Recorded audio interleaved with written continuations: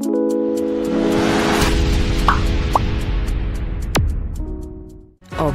adalah seni. Yang terakhir jangan lupa ya, terutama proposal untuk mereka mahasiswa-mahasiswa Fakultas Kedokteran Gigi Kesehatan ataupun kebidanan ya, itu biasanya bergerak bidang kesehatan. Di proposal terakhir itu nanti yang paling berat adalah ujian justifikasi etik atau ujian etik ya. Jadi selayaknya ya setiap Fakultas Kedokteran dan Kesehatan itu mempunyai komite etik. Saya nggak tahu kalau untuk di farmasi ya, apakah juga ada etik ya. Jadi karena Anda akan menggunakan pasien. Ya, di komite etik ini sebaiknya ada 3 lagi bidang ya. 3 lagi tim.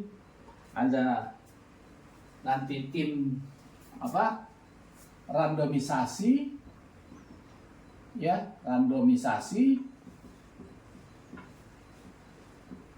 tim blinding, ini biasanya bagian farmasi yang memegang ya. Jadi yang terakhir adalah monitoring trial progress ya, tim monitoring trial progress ya. Tim monitoring trial progress ini kalau Anda baca di jurnal-jurnal internasional, terutama yang Scopus, itu ada satu kalimat dinyatakan there is no protocol violation atau deviation. Ini yang tugasnya adalah tim monitoring daripada trial progress ya. Tim blinding biasanya diserahkan ke bagian farmasi, bagaimana memblinding obat. Randomisasi adalah bagaimana merandom pasien. Jadi beda ya randomisasi dan blinding. Kalau randomisasi cara pengambilan sampel, kalau blinding cara pemberian obat. Ya, 2 hal yang berbeda. Nah, etik ini harus sesuai dengan deklarasi Helsinki ya. Jadi harus mengisi informed consent ya. Jadi harus ditandatangani oleh keluarga atau kerabat terdekat. Kalau untuk anak-anak harus orang tuanya ya. Yang jelas ya, harus orang tuanya. Jadi harus dijelaskan sejelas-jelas mungkin tujuan dan akibat daripada uji klinik yang Anda lakukan, gitu ya. Jadi harus ditandatangani, ada saksi, gitu ya.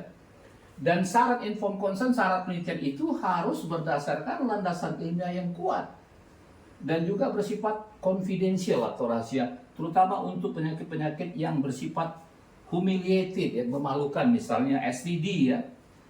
Ya, jadi mungkin pasien-pasien HIV nggak mau kalau STD tentang dirinya diketahui orang lain ya. Yang kedua adalah misalnya penyakit-penyakit yang bersifat life threatening disease ya. Penyakit-penyakit yang mengancam kehidupan. Orang-orang juga mungkin nggak nyaman gitu ya. Apalagi kalau orang-orang penting gitu ya. Itu diketahui oleh tersebar gitu ya. Jadi harus bersifat confidential. Nah, yang ketiga jangan lupa adalah bersifat voluntary atau sukarela ya, bukan paksaan. Dan dia boleh kapanpun boleh mengundurkan diri. Ya, ini yang harus kita pikirkan ya, terutama untuk uji klinik yang ada evaluasi dengan menggunakan alat-alat yang dianggap menyakitkan oleh pasien. Ya, itu harus kita hindari ya, misalnya endoskopi ya. Walaupun endoskopinya gratis, endoskopi pertama pasien happy, tapi karena kita harus monitoring, harus mengevaluasi kita endoskopi kedua, jangan-jangan banyak pasien yang mengundurkan diri atau withdrawal dari penelitian Anda. Itu harus hati-hati ya. Kemudian yang keempat, tidak membahayakan subjek penelitian ataupun sampel penelitian ya. Dan terakhir harus dinyatakan biaya akibat penelitian ditanggung oleh peneliti dan atau sponsor ya. Sponsor itu bisa 2, full funded, semuanya disponsori, atau hanya sponsor obatnya saja gitu ya, obatnya saja. Itu yang harus diingat ya.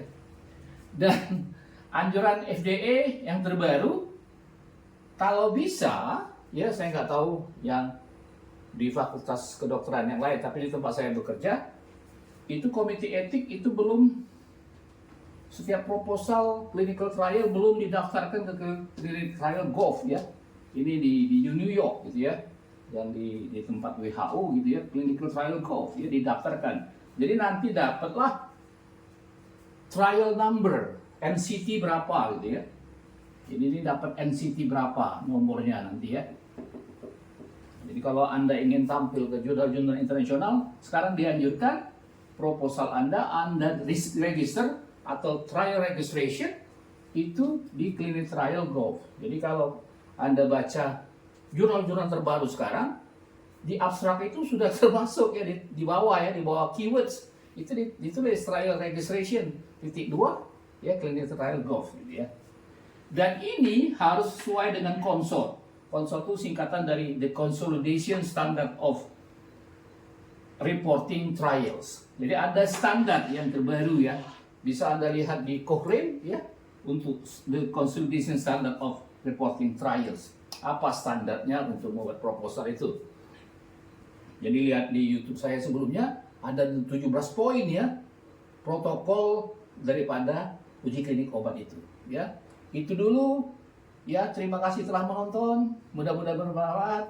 Silakan subscribe, like, and share. Ciao.